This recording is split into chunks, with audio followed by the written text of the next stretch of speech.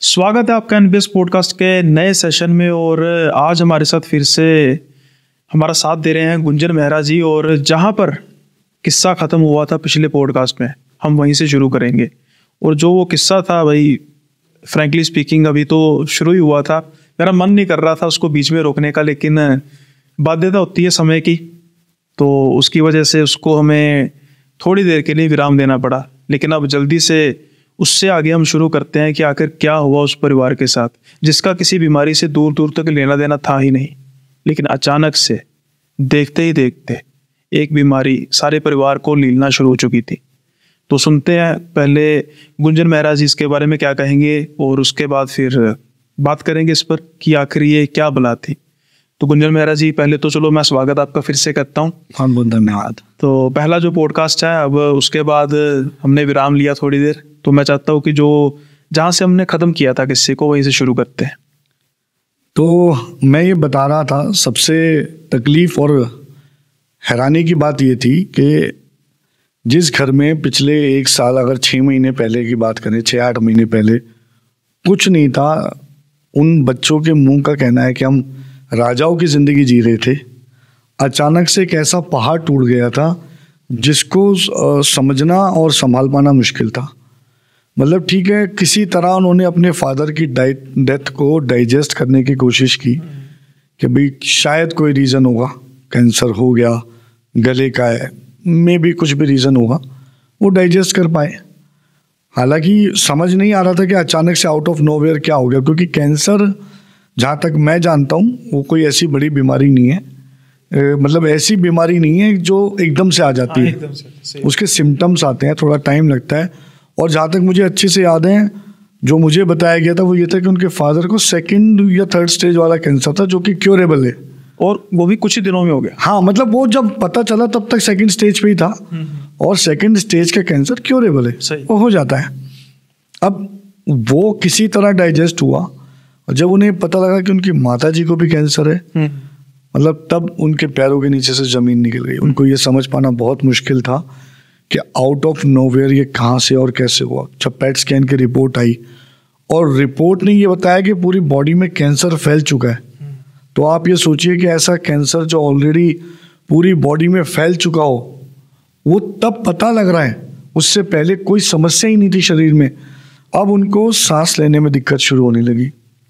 अब हालात ये थे कि डॉक्टर ने रिपोर्ट चेक के कहा कि 3 महीने से ज़्यादा ये जीवित नहीं रहेंगे।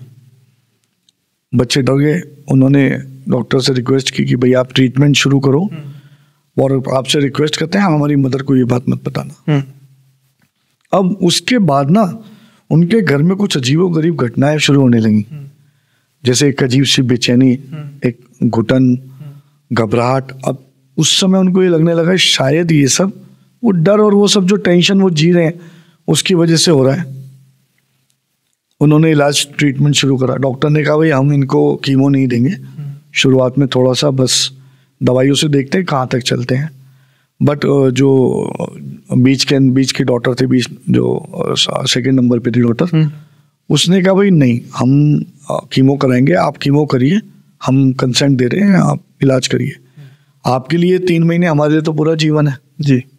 ठीक है, हम करते हैं। डॉक्टर्स ने कीमो दी, उन्होंने बहुत एफर्ट लगाए, बहुत कोशिश की, और किस्मत ने थोड़ा सा उनका साथ दिया। तो जो 3 महीने उनको जीवन था वो 1.5 साल तक जी उसकी बात। ओके। लेकिन 1.5 साल पूरे होते ही हालत फिर डिटेरियोरेट होने लगी, क्योंकि जो एक दिक्कत है उसने तो अपना काम कर दिया था। हाँ, बिल्कुल। अब वो धीरे धीरे अब एक्चुअली में ये भी मैं बताना भूल गया कि जो लड़की के फादर थे उन्होंने अपने पार्टनर पे केस भी कर दिया था, कोर्ट केस। अब वो कोर्ट केस उनके बाद उनकी मदर कैरी कर सकती थी बस, और कोई नहीं कर सकता था। तो कोर्ट केस खत्म करने के लिए दोनों को रास्ते से हटाना जरूरी था। मदर की भी डिटेरियोरेट होने लगी। अब उनके घर में अजीबोगरीब मदर ना बहुत अजीब से मतलब बिहेव करने लगी, जिसका उनको डाइजेस्ट नहीं हो रहा था। और जब लास्ट में कीमो लगभग दूसरे दिन होने लगी, और उन्हें पानी निकलवाने के लिए पहले महीने में 1 बार जाना पड़ता था, फिर 2 बार, फिर 5 बार, फिर हर दूसरे तीसरे दिन। तो अब उनकी लास्ट स्टेज का जब टाइम आया तो अचानक रात के 2 बजे उन्होंने अपनी बिटिया को उठाया और कहा मुझे चाय पीनी है। अब वो बेटी कहने की भाई आउट ऑफ नोवेयर, कोई लॉजिक नहीं, आज तक उन्होंने मुझे कभी जगा के कुछ नहीं मांगा, कोई ऐसी बात ही नहीं है, तो रात के 1:30-2 बज रहे हैं, चाय। खैर उन्होंने उनकी हालत देखी, उन्होंने कहा ठीक है बना देते। वो चाय बना के लाई, इतने में उनको बस जितना सांस लगभग अटकने लगा। उन्होंने जल्दी से अपनी बड़ी सिस्टर को फ़ोन किया, बड़ी सिस्टर आई। जब तक वो आई उसके आने के 5 मिनट के अंदर उनकी भी डेथ हो गई। ओके।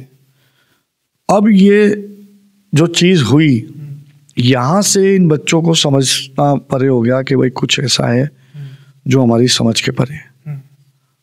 उसके बाद इन्होंने कई लोगों को कांटेक्ट करने की कोशिश की। किसी ने कहा कि किसी ने बात करने के फ़ोन पे 11,000 रुपये मांग लिए, किसी ने कहा हम यहीं से ठीक कर देंगे।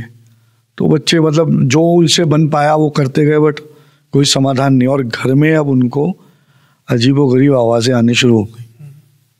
मतलब रात को उनको कभी दिन में आवाज़ आती थी, क्योंकि वो 2 बहनें अकेले रहती थी, तो जिससे भी मिलती थी रिश्तेदार से, उन्होंने कहा भाई तुम बेटा इतना बड़ा हादसा हुआ है, तुम्हारे अंदर डर है, शायद तुम्हें इसलिए आवाज़ें आ रही हैं, कुछ नहीं है।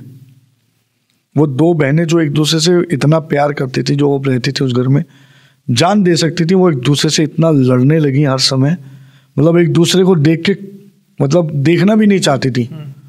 और मतलब समझ नहीं आता, घर के अंदर होता था, घर से बाहर आती वो नॉर्मल हो जाती थी। ओके। वो जब ज़्यादा स्ट्रेस बढ़ गया तो लास्ट ईयर के बिगिनिंग में वो लोग मेरे पास आए एक रेफरेंस के थ्रू अपने। उन्होंने कहा सर क्या मतलब ऐसे ऐसे बात है। पहले तो एक्चुअली मैंने उनका हॉरोस्कोप देखा, तो हॉरोस्कोप देखते ही मुझे कुछ शंका हुई पेरेंट्स को लेके। अब डायरेक्टली हम किसी को एकदम ये नहीं कह सकते भाई तुम्हारे पेरेंट्स नहीं हैं या, तो मैंने उनसे कहा मैंने बेटा मुझे ऐसा लग रहा है आपके पेरेंट्स को हेल्थ को लेके कुछ मेजर वो है, तो क्या है आप बताएंगे। उन्होंने कहा हाँ सर वो दोनों ही एक्सपायर हो गए। मैंने कहा मुझे लग रहा है कि वो नेचुरल डेथ नहीं है। तो वो फिर उन्होंने अपनी बताया कि सर हमें ऐसे ऐसे घर में महसूस होता है, घबराहट होती है, अजीबोगरीब आवाज़ें आती हैं।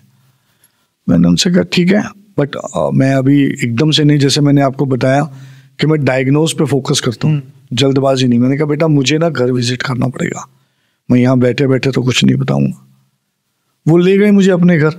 जब उनके घर गया और मैंने घर विजिट किया तो मुझे 2 एंटिटीज़ स्ट्रेट अवे नज़र आ गई। वो दोनों एंटिटीज़ जिनमें एक दैवीय शक्ति थी और एक मशान था। और उस समय जब मैं गेज कर पाया, जो मेरा डायग्नोस था वो ये था कि इन्होंने इनके पूरे परिवार पे मारण क्रिया की है, और क्रिया का रिजल्ट ये था वो चाहते थे कि पूरा का पूरा परिवार खत्म हो जाए, कोई भी ना बचे। और जो साइकोलॉजिकली वो बच्चे इतने वीक हो गए थे, डिप्रेशन एंजाइटी हो गई थी कि अब उनकी भी हालत ऐसी हो रही थी कि अब उनको क्या ना हो जाए बीमारियां, क्योंकि बीमारियों के सिम्टम उन्हें भी आ रहे थे। तो खैर बाय गॉड्स ग्रेस जिसको भगवान ने बचाना होता है उस तक पहुंचाता है। सही। हम पहुंचे डायग्नोज के, मैंने उन्हें बताया, फिर मैंने उन्हें बताया ले जाकर कि बेटा आप इस कमरे में अपनी मदर के साथ सोते थे। बोले हाँ सर, जबकि उनके यहाँ 3 कमरे, तीनों में बेड लगे हुए हैं। मैंने कहा पर मुझे लगता है आप इसी कमरे में सोते थे, तीनों के तीनों। बोले सर हम तीनों इसी कमरे में सोते थे। फिर मैंने बताया ऐसा ऐसा आवाज़ आती थी, ऐसा समय, उन्होंने सब चीज़ के लिए कंफर्मेशन दी। फिर मैंने उन्हें बताया बेटा ऐसे ऐसे एंटिटीज़ हैं और अब उन्हें हटाना पड़ेगा, इससे पहले वो घर से और किसी को लेकर जाए। तो फिर वही समाधान, मैं ऋषिकेश लेकर गया उन्हें साथ में। वहाँ जाकर मैंने अपना प्रोसेस किया, प्रार्थना की, अपनी सिद्धियों का जो भी ईश्वर की हमारे पे कृपा है, गुरुओं का आशीर्वाद है, उससे मैंने उनको वहाँ पे जो भी साधना और वो अपनी पूजा की और उसके माध्यम से उन्हें मतलब उस एंटिटीज़ को वहाँ से हटाया। अब वो उस घर में मतलब काफ़ी हद तक ठीक है, पर एक डर है वो जाते से जा रहा है।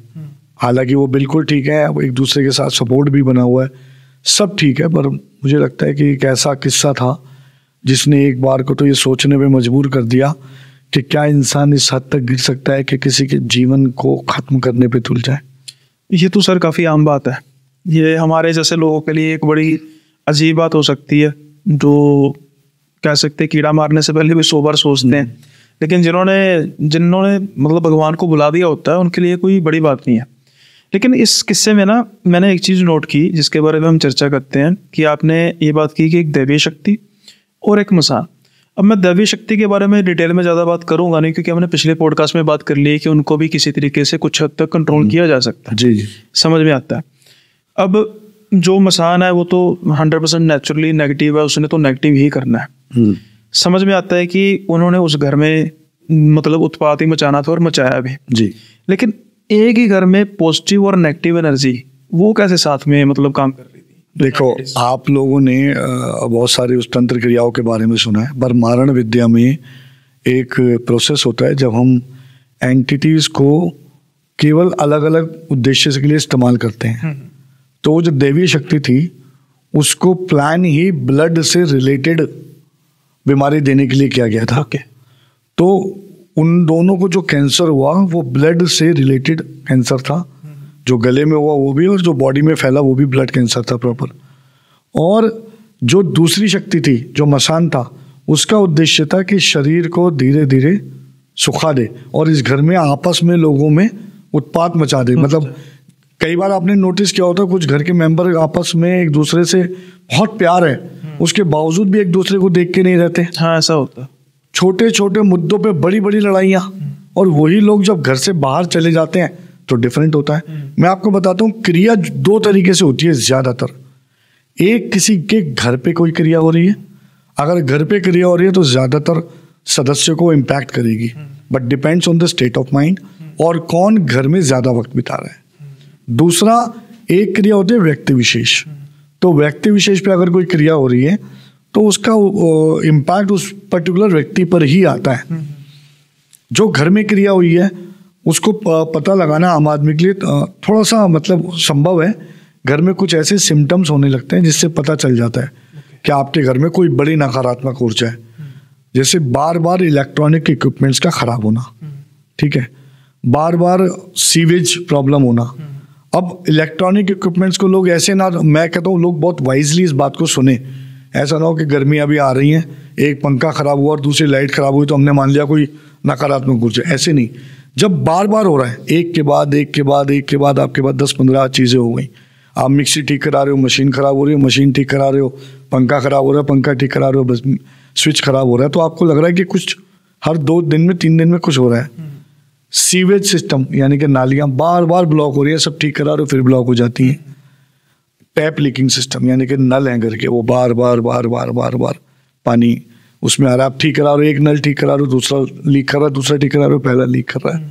चौथा, अगर घर की तुलसी को प्रॉपर धूप और पानी मिल रहा है उसके बावजूद वो मुरझा रही है, मतलब चल ही नहीं रही। और last but not the least कि सीलन आ रही है बिना किसी रीजन के। एक तो लॉजिकल है, पुराने मकानों में ज़्यादातर सीलन आ जाती है, लेकिन आपको लग रहा है कि आपने सब कुछ ठीक करा रखा है फिर भी सीलन कितने भी उपाय करा लिए नहीं जा रही। ये सब सिम्टम्स हैं। एस्ट्रोलॉजी में इन्हें राहु के सिम्टम्स के नाम से भी जाना जाता है। जब राहु दोष होता है घर पे तो इस तरह के सिम्टम्स आते हैं। बट टेक्निकली अगर राहु नवम भाव में उपस्थित है तो वो ये भी दर्शाता है कि आपके घर में या आपके जीवन में नकारात्मक ऊर्जा का प्रभाव हो सकता है। तो वो नकारात्मक ऊर्जा का जो प्रभाव है वो राहु के सिम्टम से भी होता है और ये सारे सिम्टम्स भी हैं। तो यदि इनमें से कोई भी सिम्टम आपको नज़र आ रहा है तो आप समझ जाओ कि नकारात्मक ऊर्जा आपके आसपास है। किसी अच्छे मेंटोर से अपना घर विजिट कराओ और सही तरीके से उसका ट्रीटमेंट कराया जाए।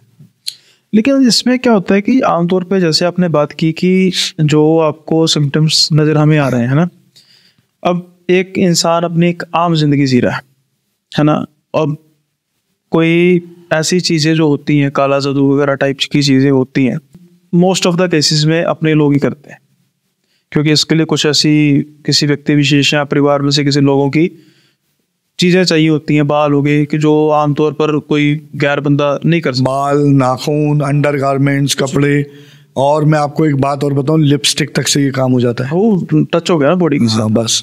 अब क्या है कि अपने नॉर्मल घरेलू जीवन में कोई इतनी बातों को ध्यान देता नहीं है ना। चाहे इलेक्ट्रिसिटी है, मतलब ठीक है, मतलब कोई चीज़ खराब हो गई है, चलो ठीक है, कुछ दिन बाद कोई और होगी, है ना।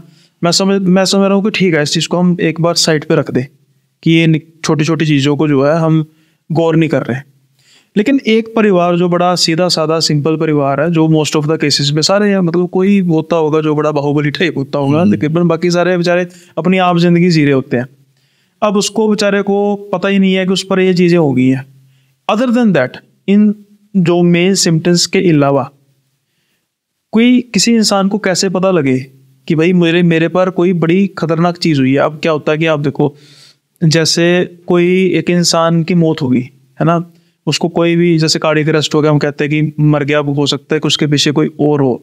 कोई ऐसा इंस्ट्रूमेंट या कह सकते हैं कि कोई ऐसी चीज़ होती है, कोई ऐसा कुछ, या नग कह सकते हैं, या स्ट्रॉ, या कुछ ऐसी चीज़ घर में रखनी चाहिए जिससे पता लगे। या जैसे एग्जांपल के तौर पे कहते हैं कि हम अपना जो स्टोन डालते हैं, तो जब इसका काम पूरा हो जाता है तो ये गुम हो जाता है। अगर कहते हैं ये गुम हो जाए तो अच्छा होता है, अच्छा संयोग माना जाता है कि इसका काम पूरा हो गया।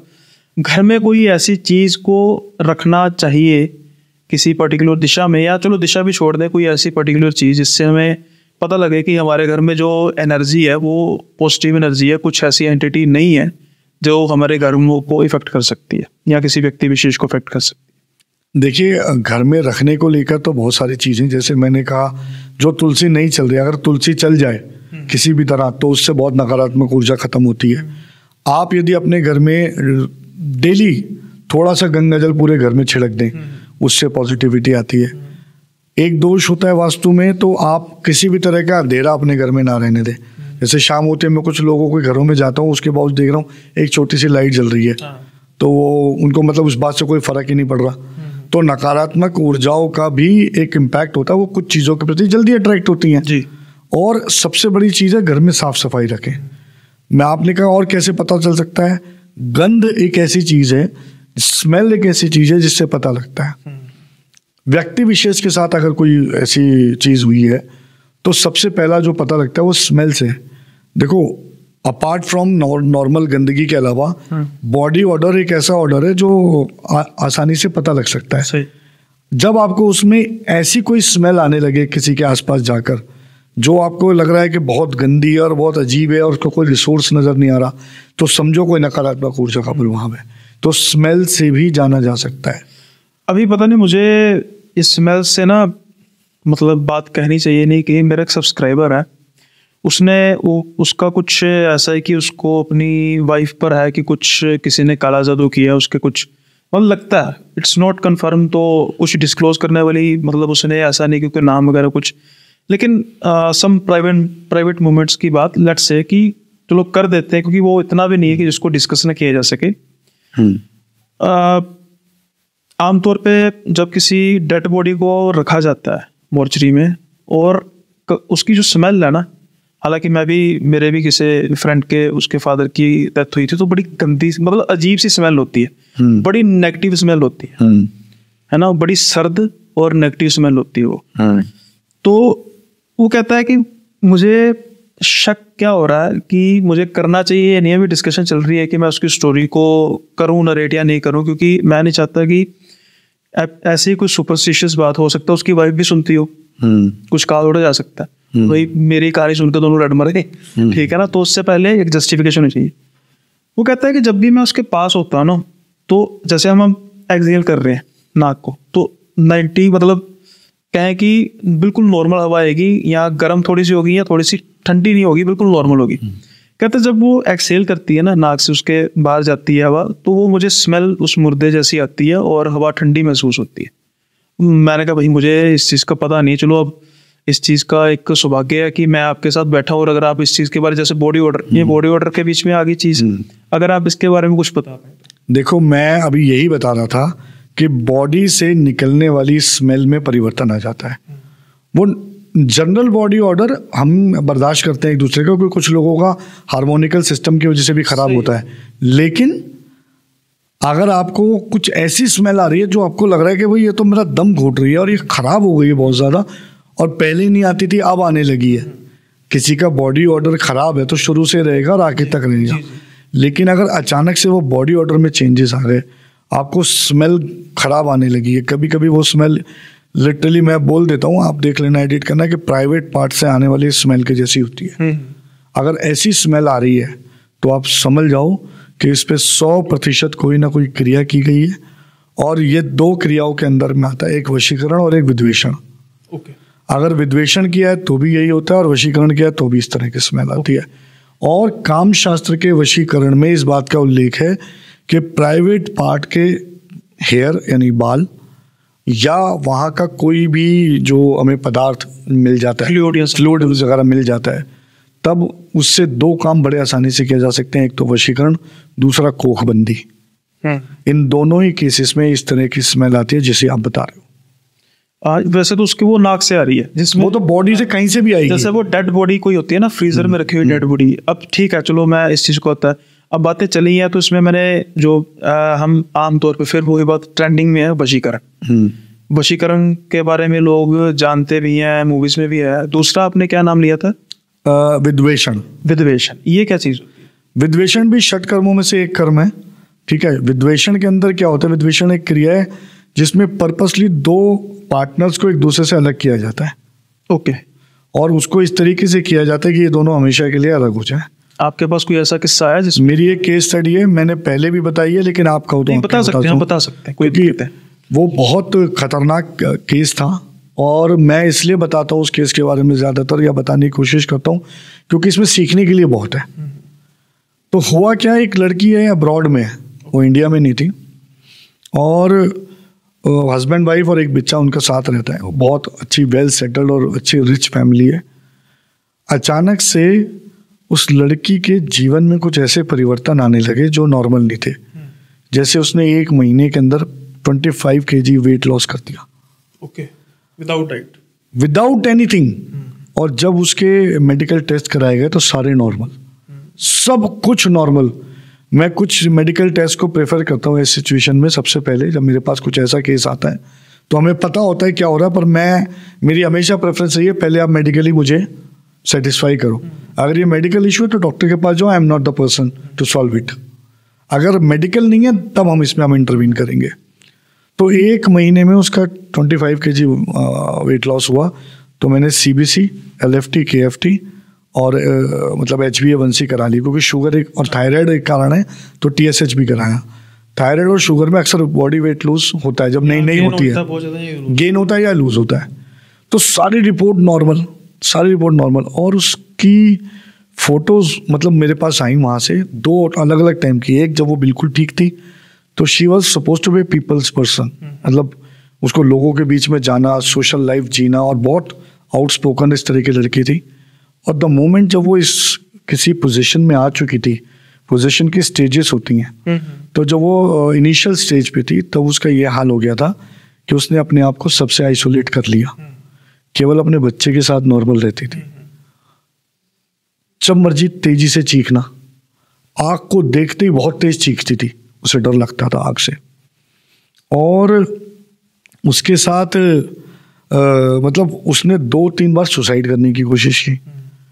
जब मैंने इस केस के बारे में जानने की कोशिश की, अपनी सिद्धियों के माध्यम से हमने अपने जो भी हमने सीखा है उससे ये जानने की कोशिश की क्या है, तो रिसोर्स मुझे इंडिया के किसी ऐसे स्टेट का नज़र आया जो कि अलग जगह है, मतलब मैं डिस्क्लोज नहीं कर रहा, बट ऐसी जगह है। तो मैंने उनसे पूछा, भाई कोई तुम्हारा जानकार है वहाँ रहता है? तो उसने कहा हाँ, मेरे अपने फैमिली रिलेटिव हैं मेरी साइड के। और मुझे ना वो बात जम नहीं रही थी। तो सुनील जी, मैं थोड़ा कंफ्यूज हो रहा था। मैंने कहा यार तुम कह रहे हो तुम्हारे रिलेटिव हैं और ये मुझे जम नहीं रहा कि मतलब हुआ है। फिर मैंने थोड़ा सा टाइम और लिया डायग्नोस करने में, तो मैं ये डायग्नोस कर पाया कि उसके इन लॉस जो साउथ में कहीं रहते थे, वो स्पेसिफिकली ईस्ट में कहीं जाकर उन्होंने इस पे क्रिया कराई। ओके। और वो क्रिया कराकर उसको इसी पर्पज से कि अगर कभी रिसोर्स पता लगे तो इसके अपने फैमिली मेंबर शक में आए, तो उस पर मारण और विद्वेषण दोनों कराया गया। ओके, ताकि सेपरेशन हो जाए, उसके बाद मर भी जाए। उद्देश्य ये था क्योंकि अब्रॉड के रूल बहुत टफ है। यस। वहां पर अगर आप नॉर्मल डिवोर्स लोगे तो हस्बैंड फाइनेंशियली ड्रेन्ड हो जाएगा, मतलब बहुत बड़े लेवल की एल्यूमिनी होगी, और वो वहाँ के PR थे। तो उनको ये लग रहा था भाई हमारा पैसा वेस्ट ना हो, ये खुद से डिवोर्स ले ले और या मर जाए। तो मारण और विद्वेषण क्रिया की गई जिसमें उसको हटाना था। और उस लड़की का ऐसा चेहरा हो गया था, मैं अभी आपको ना शायद मेरे पास फ़ोन में अगर होगी तो मैं दोनों फोटोज दिखाऊंगा आपको। As a general human being आप दोनों फोटोज देख के हैरान हो जाओगे, ये क्या मतलब नॉर्मल चेंज नहीं है, चेहरा अलग दिख रहा है। तो मैंने उसकी जो एक कज़न थे उसने मुझे अप्रोच किया, उसने कहा भैया बहुत बुरा हाल है, वो 2 बार सुसाइड अटेम्प्ट कर चुकी है और हमें डर है कि कुछ हो ना जाए उससे। मैंने कहा ठीक है। फिर हमने अपना वही प्रयास किया और कोशिश की और ईश्वर की कृपा से हम अपना कर्म करके आए और उसके बाद वो ठीक हो गई। और इतनी ठीक हो गई, उसने मुझसे फ़ोन पे बात की, उसको सब कुछ बताया गया, तो उसने मुझे मतलब बहुत रिगार्ड दिया और उसने बोला कि भैया मेरे को तो समझ नहीं आ रहा था कि मेरा क्या होगा, और वो ठीक हो गई। जैसे ही ये सूचना उसके इन लॉज को मिली, उन्होंने उसे इंडिया बुला लिया। वो फिर उसे ईस्ट में ले गए। ओके। और ईस्ट में कामाख्या मंदिर ले जाकर उसके हाथ से बलि दिलवाई और फिर उसके हाथ में कई सारे तंत्र डलवा दिए और तंत्र डलवा कर फिर अपने घर ले गए और वहाँ उसके हाथ से एक मतलब मुर्गी जिसे कहते हैं उसको कटवाया गया, जिसमें से काले रंग का खून निकला, जो कि संभव नहीं है, मतलब बहुत लेवल की क्रिया थी वो। और उसकी फिर हालत खराब हुई, बट टचवुड क्योंकि वो इंडिया आई थी, उसने डिसाइड किया कि वहाँ के तुरंत बाद शी केम टू मी।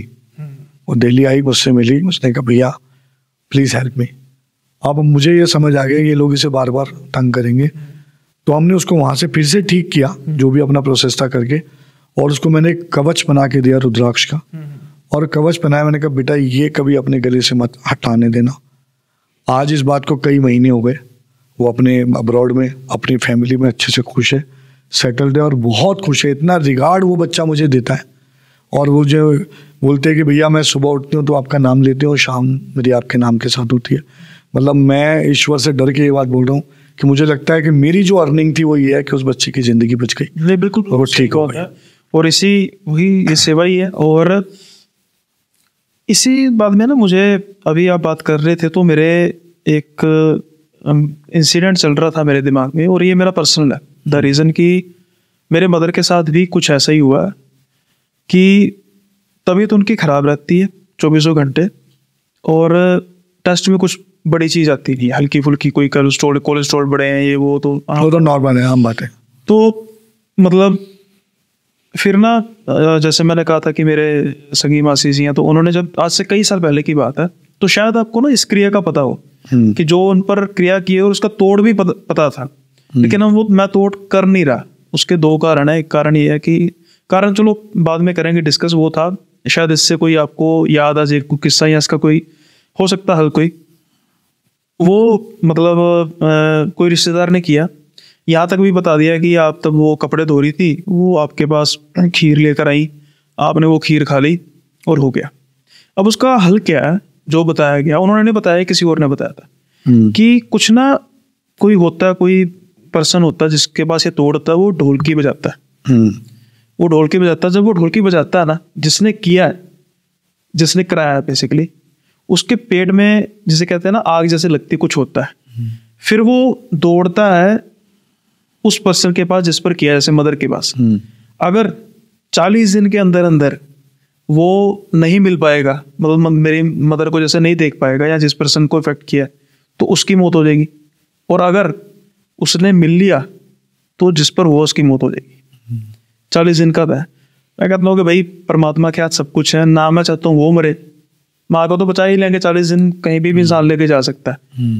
तो मैं, किसी ने बुरा भी किया हो, हम नहीं चाहते कि किसी की मौत हो, उसका जो फैसला परमात्मा खुद करे, वो परमात्मा करे। माँ की भक्ति इतनी है कि मतलब जितना मर्जी, जितना भी उन्होंने किया, जिस बात को तकरीबन 30-35 साल हो चुके हैं, तो वो मतलब ठीक है, उनको शारीरिक तौर पर काफ़ी कष्ट है, लेकिन वो टस के मसले, उसका कारण ये है कि उनकी भक्ति इतनी है।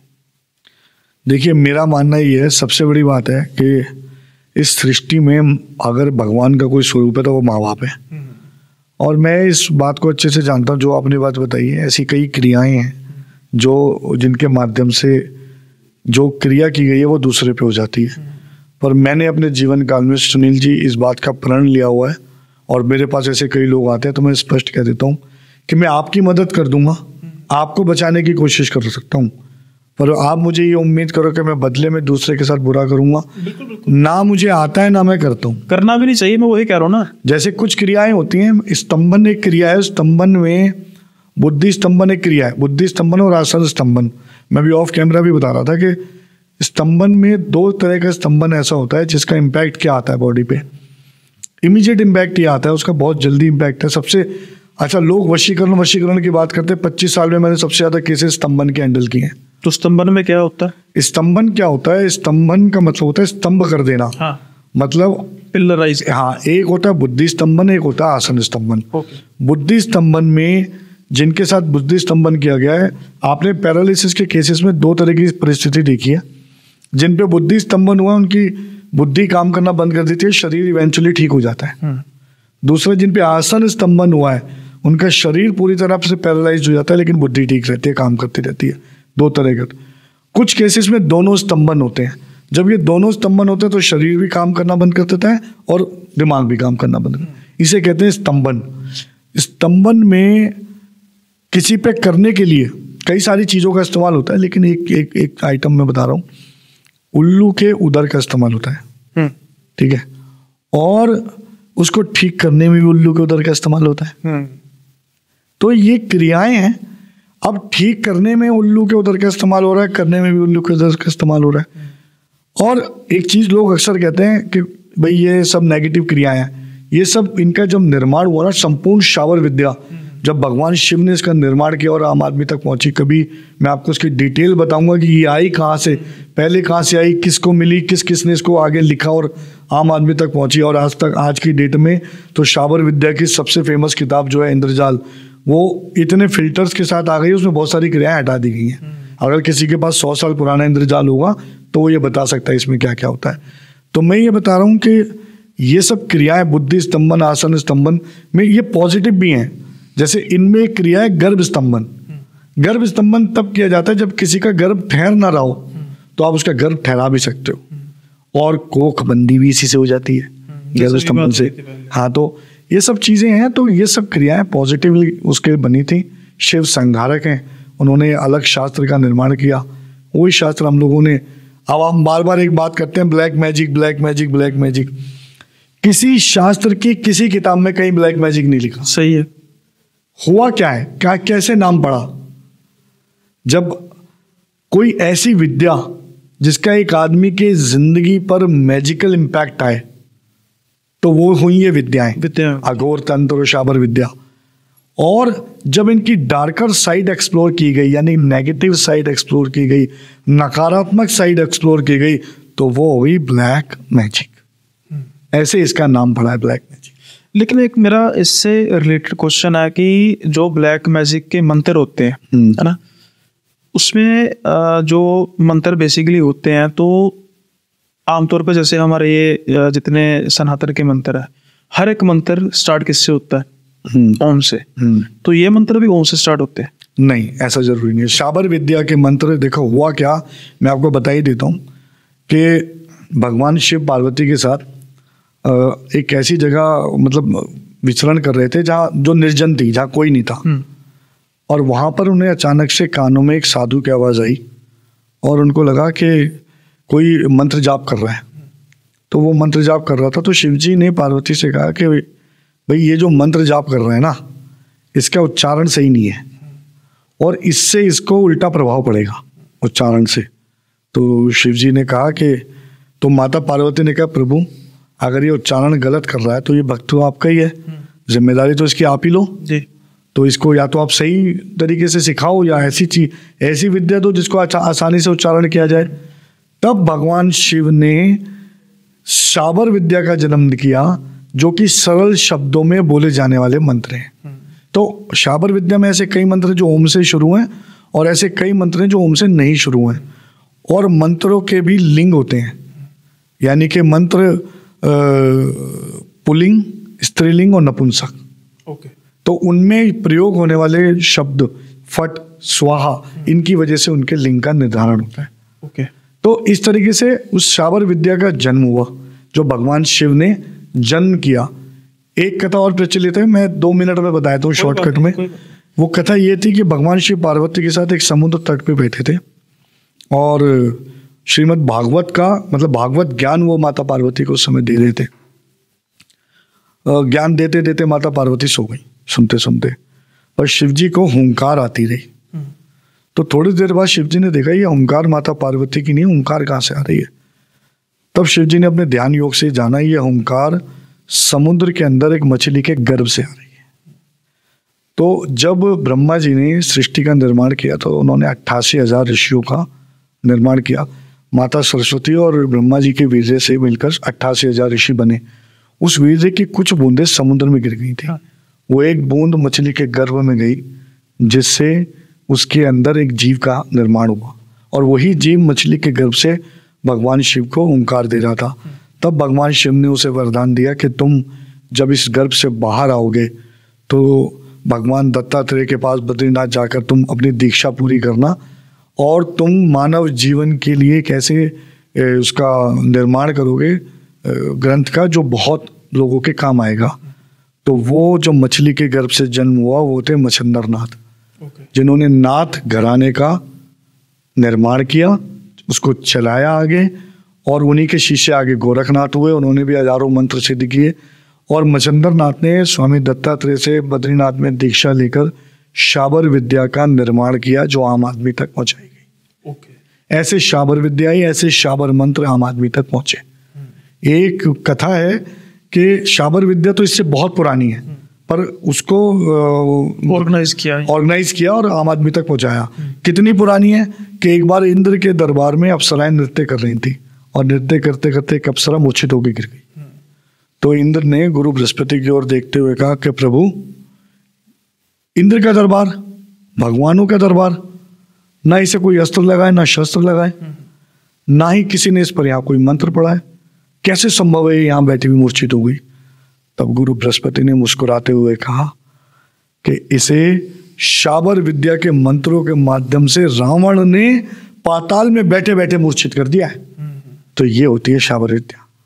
ये तो है जो इसको सही तरीके से गढ़ लेता है, लेकिन फिर भी मैं ये कहूँगा कि जीवन सरल नहीं होता इससे। मैं एक बात हमेशा कहता हूँ सुनील जी, जितनी आसानी से हम ये बातें कर रहे हैं, मैं पॉडकास्ट में ये बात लोगों को समझाना चाहता हूँ कि जितनी आसानी से आप इन सब बातों का नाम सुन रहे हैं, इन सब चीज़ों की बात सुन रहे हैं, ये बिल्कुल भी आसान नहीं है, और आम आदमी के जीवन का हिस्सा बिल्कुल भी नहीं, होना भी नहीं चाहिए। ये हमारे लिए इसलिए बनी है ताकि हम जीवन में आगे इनका बहुत मजबूरी में कोई फ़ायदा उठा पाएँ, और बहुत ज़रूरत इमरजेंसी पे इनका इस्तेमाल किया जाए। बिल्कुल बिल्कुल। अब जो आपने 2-3 जो क्रियाएं हैं, जैसे वशीकरण वगैरह की भी बात की, स्तंभन का बताया, विद्वेषण बता दिया, और फिर भी लोगों के व्यूअर्स के मन में एक होगा कि वशीकरण क्यों छोड़ दिया आपने, कि वशीकरण से रिलेटेड किस्सा तो हम सुनना चाहेंगे। वैसे मैं भी सुनना चाहूँगा, लेकिन वशीकरण जो होता है मेरा साहब, उसमें एग्जाम्पल के तौर पे कि एक किसी पर्सन के कुछ ऐसे चीज़ें होती है, लेट्स से हेयर है, हेयर है, अंडर गारमेंट्स हैं, ये सब चीज़ों का इस्तेमाल करते हैं। तो एक ऐसी प्राइवेट चीज़ है जो अमूमन, जैसे मैं भीड़ में जा रहा हूँ तो मेरे हेयर्स जो है वो तो इजीली अवेलेबल है ना। नाखून अगर मैं चलो गलती कर दी, काट दिए तो हो सकते हैं भी, यहाँ तक तो ठीक है। वशीकरण जो है वो एक तो कितना घातक है एक चीज़, दूसरी मैंने एक किस्सा सुना था इससे काफ़ी पहले कि कहते हैं कि काफ़ी ज़्यादा केसेस में जिस पर वशीकरण किया होता है 90% तो ये लव रिलेशन वाला मैटर ही होता है ना, तो उसके काफ़ी ज़्यादा चांसेस होते हैं कि वो बचता नहीं है, वो अपनी मतलब उम्र से पहले ही चला जाता है। एक तो ये बात। पहले हम बात करते हैं कि ये जो क्रिया है, मैं ये नहीं कहूँगा कैसे होती है, उसके प्रोसेस पर डिस्कस भी नहीं करेंगे, लेकिन आपको बचने की ज़रूरत है। सिर्फ ये मैं कहना, एक तो किस्सा हम डिस्कस करेंगे पहले कि कौन कौन सी चीज़ों का ध्यान रखना चाहिए ताकि हम इस क्रिया से बच सकें। देखो, सबसे पहले तो ना मैं आपका 1 मिनट लेके थोड़ा सा ये बता दूं, लोगों को जानकारी होनी चाहिए वशीकरण क्या है। वशीकरण जो आप सुनते आए, जितना फैसिनेट सोशल मीडिया पे कर रहा है उतना आसान नहीं है।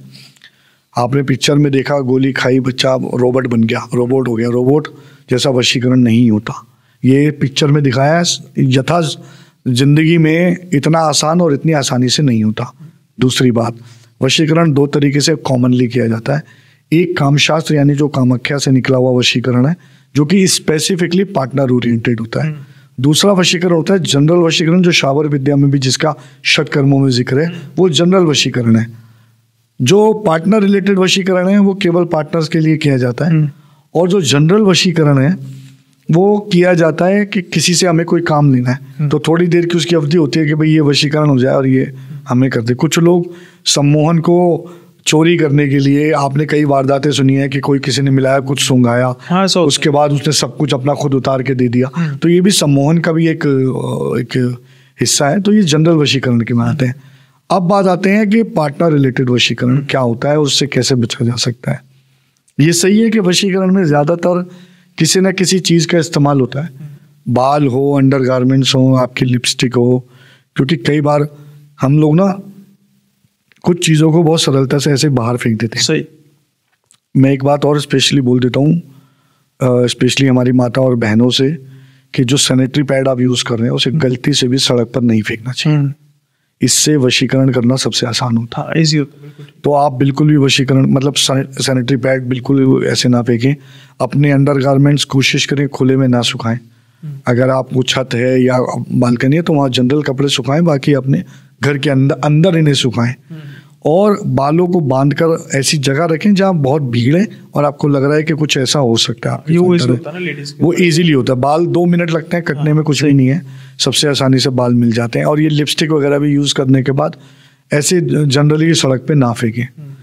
अब आ जाते हैं कि एक किस्सा जो मेरे पास है, जो वाकई में मुझे भी मतलब बहुत हैरान करने वाला था। तो हुआ क्या, एक हस्बैंड है, एक हस्बैंड वाइफ थे, और मतलब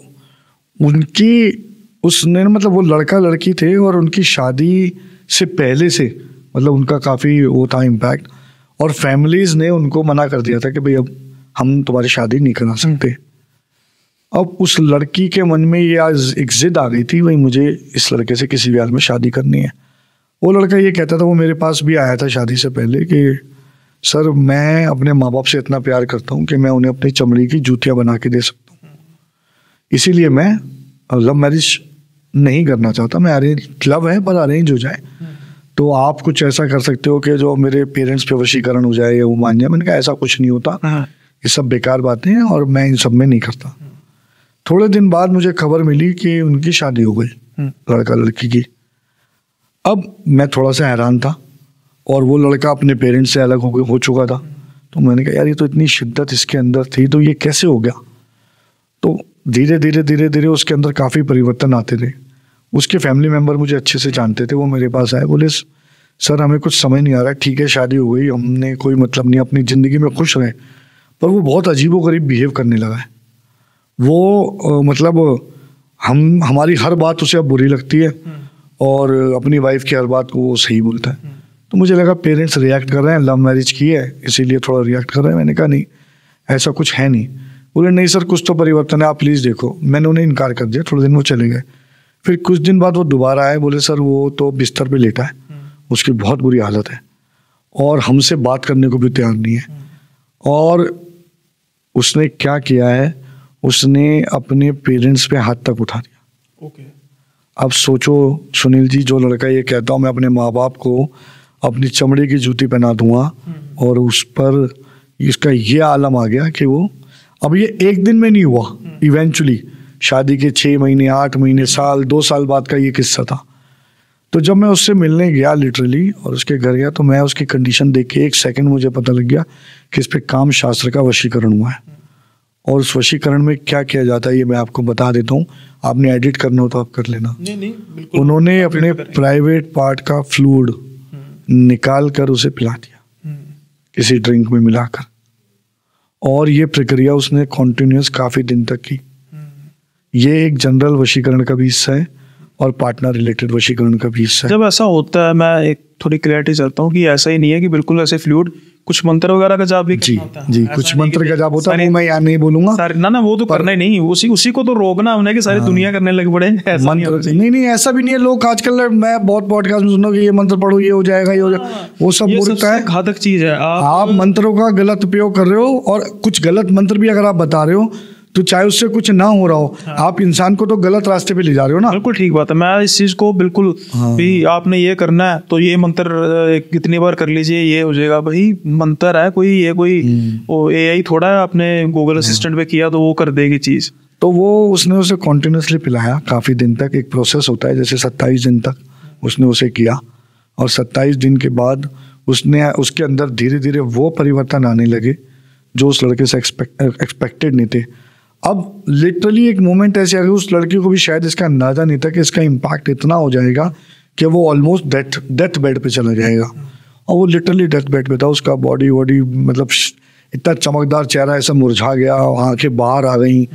जिस लड़के ने कभी ड्रिंक ना की हो, मतलब वो उसका ऐसा हाल हो जाए तो वो बहुत बुरा हाल था। खैर उसके बाद उस लड़की ने भी इस बात को एक्सेप्ट किया। सबसे बड़ी बात ये थी कि लेटर उसने एक्सेप्ट किया कि सर मुझसे गलती हुई है और मुझे पता नहीं था इसका अंदाज़ा, मुझे किसी ने ये बता दिया था कि ऐसे कर दो तो तुम्हारी शादी हो जाएगी, वो तुम्हारे कहने पे चलेगा। तो मैंने उसे बताया, मैंने बेटा कहने पे तो क्या चलता, थोड़े दिन में आप खो देते इसे। सही, इस पाने को पाना नहीं कहते, ये आप अपनी और अपने 2 परिवारों की ज़िंदगी ख़राब कर रहे हो। तब हमने उसका ट्रीटमेंट किया, ईश्वर की कृपा से वो आज वो बिल्कुल ठीक है। तो वो हस्बैंड वाइफ बहुत खुश हैं, और वो अपने पेरेंट्स के साथ भी मतलब रहता है, और वाइफ भी उनके पेरेंट्स के साथ रहती है। तो मुझे इस बात की बड़ी खुशी है कि वो अब ठीक है। लेकिन ये बड़ा ख़तरनाक हादसा था, और ये जो फ्लूइड उसने पिलाया ये भी गलत था। और ऐसे ही जनरल वशीकरण का केस मेरे पास और आया था। जनरल वशीकरण क्या था कि मैंने पहले भी बताया, आप बता दूं मैं आपको। कोई बात नहीं, आप कर सकते हैं। उसमें क्या था कि एक ग्रैंड मदर को अपनी मतलब लव मैरिज थी हस्बैंड वाइफ की, और काफ़ी दिन तक वो मिले नहीं। फिर वो बाद में जब मेल मिलाप हुआ तो ग्रैंड मदर बेटा हुआ उनके, बहुत सालों बाद। बच्चा हो नहीं रहा था तो बहुत सालों बाद बच्चा हुआ, और बहुत दिक्कत थी, गर्भ स्तंभन था उनके साथ भी। वो क्लियर हुआ था तो उसके बाद बच्चा हुआ, और शादी के 8.5-9 साल बाद बच्चा हुआ था। तो वो खुशी बहुत बड़ी होती है। हस्बैंड ने भी सोचा भैया मैं अपनी माँ को भी बुला लूँ, तो अपने घर में बुला के उसने रख लिया। तो बच्चा जब थोड़ा सा बड़ा होने लगा, मतलब 2, 4, 5, 6 महीने का बच्चा होगा, उसके बाद से 6 महीने का अपनी शायद 9 महीने का बच्चा था, जब थोड़ा सा घुटनों चलने की कोशिश कर रहा होता है। हाँ, उस बच्चे को उसने मदर ने, उसके दादी ने क्या करती थी, वो हर रोज़ अपनी प्राइवेट पार्ट में फिंगर डाल के उसके मुंह में डालती थी। ये उसने डेली का नियम बना रखा था। तो बहुत दिन तक तो पता चला नहीं, धीरे धीरे बच्चा बड़ा होता गया, तो उसका जो जुड़ाव था ना वो अपनी माँ से ज़्यादा दादी की तरफ जाने लगा।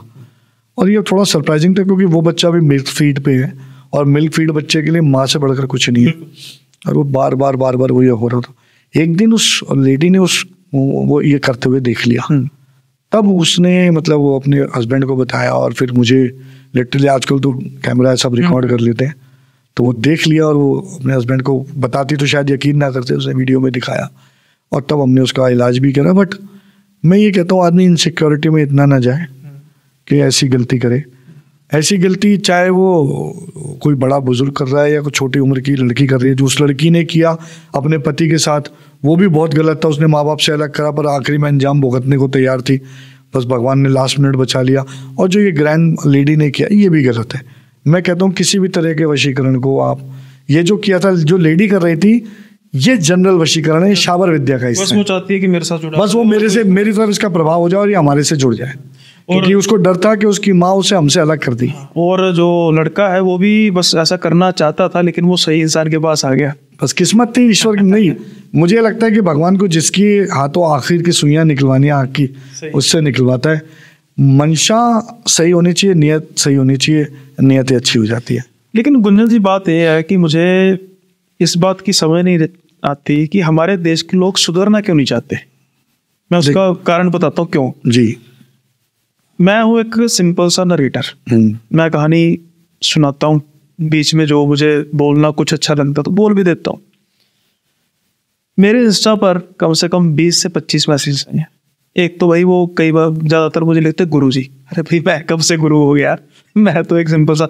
इसका मतलब है कि हमारे लोगों की मेंटालिटी देखो कि किसी को भी बना देते हैं, यही सबसे बड़ी गलती है। सबसे दूसरा कि मुझे मेरी आप कृपया मदद कीजिए भी, मैं किसी लड़की से प्यार करता हूँ, वो ऐसा नहीं हो रहा, ऐसा नहीं हो रहा। 1-2 लड़कियों क्या है कि लड़के से आप मेरी मदद की। मैंने कब कह दिया कि मैं मतलब हूँ। अब एग्जाम्पल के तौर पर अगर मैं चाहूँ तो कितने बना सकता हूँ? कुछ ना करना हो, मतलब 20 लोगों से करूँगा तो 2-3 को तो तुक्के से निकल जाएगा। उनकी एग्जाम्पल दे के मैं वीडियो में करना शुरू कर दूंगा, फिर धीरे धीरे बाबा बन जाऊंगा।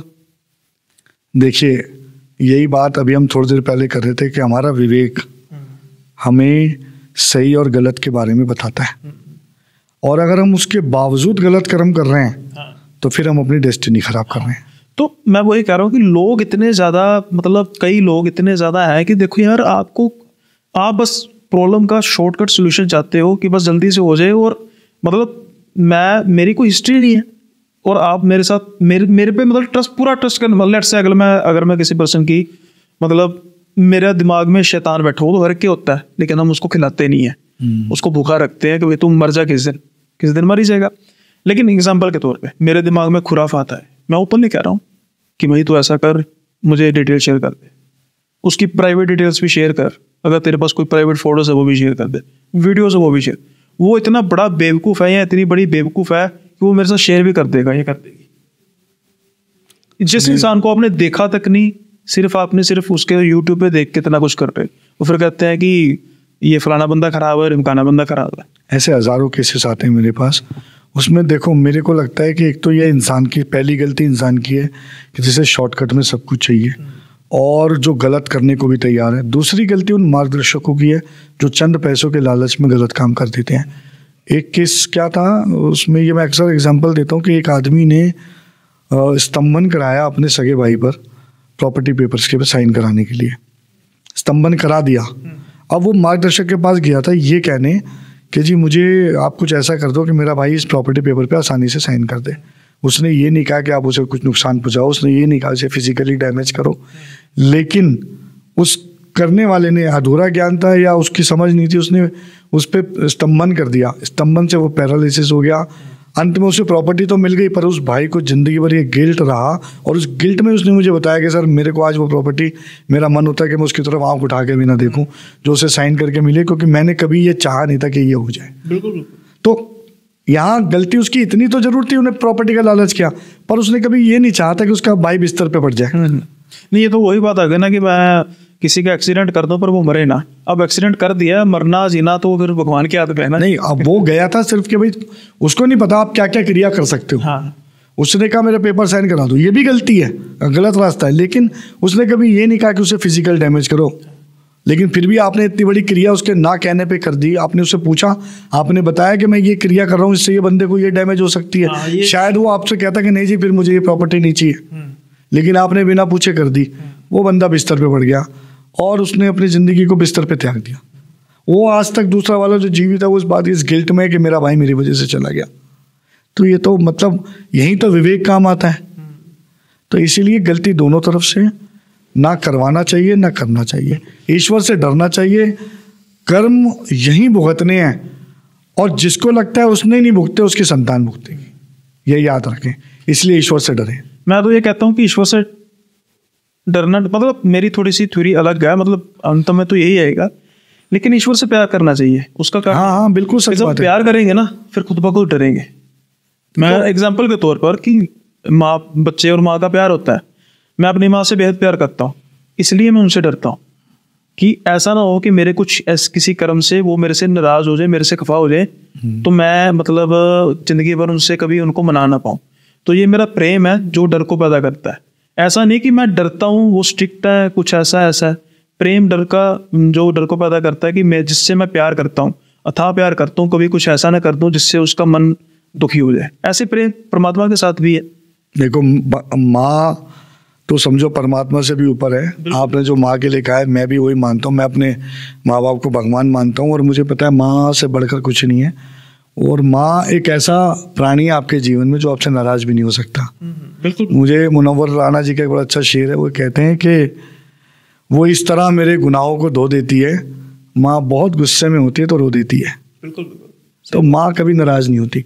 हाँ, लेकिन ये सच बात है कि इंसान को डरना चाहिए और अपने कर्मों को सुधारना चाहिए, और इस बात से डरे कि आज अगर आपने कुछ गलत कर्म किया है गलत इंटेंशन से, तो आपकी संतान जब उसे भुगतेगी तो आपकी पीड़ा अपने भुगतने से ज़्यादा होगी। बिल्कुल सही बात है। अब हम इसको पॉडकास्ट के बिल्कुल आखिरी पड़ाव पर चलते हैं। उसका कारण ये है कि आपसे बातें करते करते मेरे दिमाग में एक चीज़ है जो हो सकता है हमारे व्यूअर्स के लिए फ़ायदेमंद हो। जैसे कि आपने कहा कि बॉडी ऑर्डर और बॉडी लैंग्वेज, किसी इंसान को देखकर क्या ऐसे उसमें लक्षण दिखाई दे सकते हैं साफ तौर पर जिससे पता लगे कि कुछ ना कुछ उसके साथ इस तरीके की प्रॉब्लम है, या किसी ने कोई एंटिटी छोड़ी है, कोई वशीकरण या कुछ और सब कुछ किया है हल्के फुल्के, जिससे हो सके कि हाँ ये चीज़ हो सकती है? 2-3 सिम्टम है जो बहुत कॉमन है, जो जनरली मिल जाते हैं। एक, इंसान का अचानक से अपने नेचर में परिवर्तन, यानी कि वो अपने आप को उसने पब्लिक से अलग कर लिया, क्योंकि जिस पर कोई भी क्रिया की गई होगी वो सबसे पहले अपने आप को आइसोलेट करेगा। वो और पब्लिक के बीच में रहना नहीं चाहेगा। नकारात्मक रवैया ज़रूरत से ज़्यादा, और चेहरे पे देखो, हम तो क्योंकि हमने सीखा है इतने सालों में, तो हम चेहरे के भाव से भी कई बार पकड़ लेते हैं कि पता लग जाता है चेहरे के भाव में। लेकिन जिसको आप डेली जानते हो, अनजान आदमी की मैं बात नहीं कर रहा, लेकिन जिसे आप डेली जानते हो, आपके अपने घर का सदस्य है, अगर उसके चेहरे के भाव में कोई परमानेंट चेंजेस आ रहे हैं और आप उसे डेली नोटिस कर रहे हो, देखो कभी कभी तो इमोशनल चेंजेस हैं, हाँ, वो तो है। लेकिन अगर वो डेली आ गए हैं तो वो भाव आपको चेहरे पे दिखाई देंगे।